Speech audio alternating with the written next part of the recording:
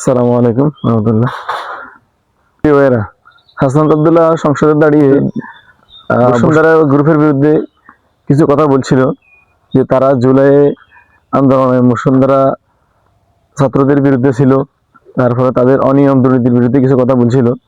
এই কথা বলার পরই বসুন্ধরা গ্রুপের নিয়ন্ত্রিত 5টি নিউজ পত্রিকা, 5টি মিডিয়া যে 80 ঘন্টায় 99টা কন্টেন্ট বানাইছে হাসনাত আব্দুল্লাহর বিরুদ্ধে। কি পরিমাণ তার বিরুদ্ধে অপপ্রচার চলতেছে। তারা মনে করছিল হাসনাত আব্দুল্লাহর বিরুদ্ধে এই ধরনের অপপ্রচার করলে হাসনাত আব্দুল্লাহ আর এদের বিরুদ্ধে কথা কত না। হাসনাত আব্দুল্লাহ হচ্ছে বাঘ, জুলাইয়ের অগ্রসৈনিক। সুতরাং হাসনাত আব্দুল্লাহকে এভাবে দমিয়ে রাখা কোনোদিনও সম্ভব না। তাই হাসনাত আব্দুল্লাহর বিরুদ্ধে যত কথা বলবে, যত অপপ্রচার, সবগুলো অপপ্রচারের জবাব জনগণ দিয়ে দিবে ইনশাআল্লাহ। তাই সবাই ভিডিওটি বেশি বেশি করে শেয়ার করে দিন। আসসালামু আলাইকুম।